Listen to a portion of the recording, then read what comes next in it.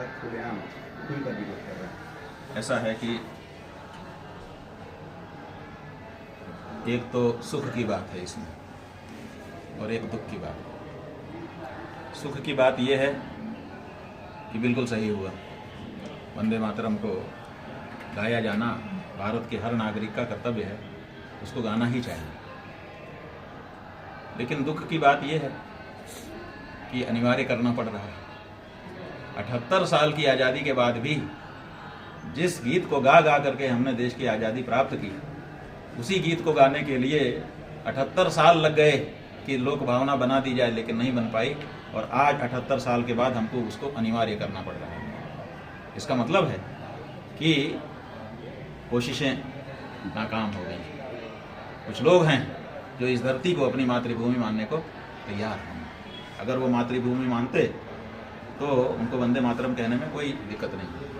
देखिए, माँ की जहाँ तक इज्जत करना, ये किसी धर्म में मना नहीं।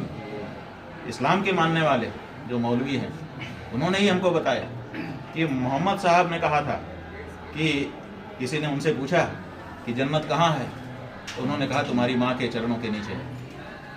तो जिस माँ के चरणों के नीचे जन्नत है, उस चरण को अगर आदर सम्मान देना है, देखिए पूजा एक अलग चीज़ है।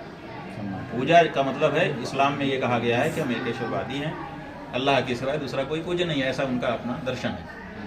लेकिन आदर सम्मान भी नहीं करेंगे हम किसी का, केवल आदर सम्मान पूजा जो कुछ करेंगे सब खुदा की करेंगे, तो क्या लोक व्यवहार चल पाएगा? क्यों फिर उनके सदनों में जब कोई मंत्री मिनिस्टर आता है तो क्यों खड़े हो जाते हैं लोग? क्यों फिर जब उनका कोई मौलवी पादरी आता है, मौलवी आता है, मुल्ला आता है, तो क्यों लोग उसका कदम बोसा करते हैं, चरण क्यों चूमते हैं? बताइए। इसका मतलब कि पूजा ईश्वर की करो, लेकिन आदर सम्मान सबका करो। तो ये जो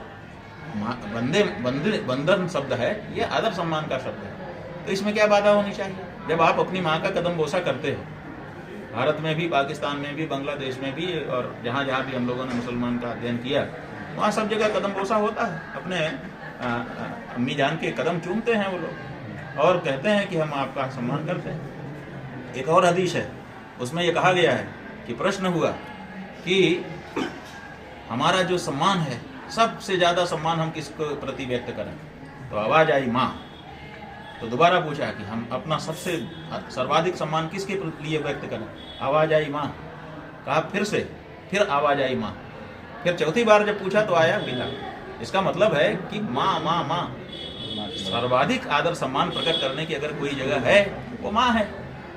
तो जिस भूमि में हम रह रहे हैं और जिस भूमि का, जैसे माँ का दूध पी करके हम बड़े होते हैं, माँ हमको अपनी कोख में रखती है, ऐसे ही ये धरती माँ है। इसी में जो उगता है अन्न, भाजी सब्जी, उसी को तो हम खा पी करके जिंदा रहते हैं। और बाद में हमारे उसी की कोख में ये गड्ढा खोद करके जो आप दबाए जाते हो, बंधु, किसकी कोख में रहते हो? तुम्हारा शरीर किसकी कोख में रहता है? धरती माता की कोख में। तो उसी धरती माँ के लिए आदर सम्मान का दो शब्द तुम्हारे मुंह से नहीं निकलता है। 78 साल से हम लोग समझा रहे हैं। तुमका कहना है कि सिर कटा लेंगे, लेकिन अरे भाई, आप सिर कटा लो, आप जो करना चाहो करो, वो हम नहीं जानते हैं। लेकिन हम ये जानते हैं कि जो व्यक्ति वंदे मातरम जैसा शब्द कह करके इस मातृभूमि के प्रति, जिस धरती का खा रहे हैं, जिस धरती में गंदगी कर रहे हैं और जिस धरती में ही उनको समा जाना है, उसी धरती के प्रति अगर आदर सम्मान आप व्यक्त नहीं कर सकते शब्दों के द्वारा, तो आप, इसका मतलब है कि आपकी निष्ठा इस धरती में है ही नहीं। और जिसकी निष्ठा इस धरती में नहीं है, उसको इस देश से निकल के दूसरे देश में जिसमें निष्ठा हो ले जाना चाहिए। हमारा साफ कहना है, इसमें हिंदू मुसलमान की कोई बात नहीं। एक अगला सवाल ये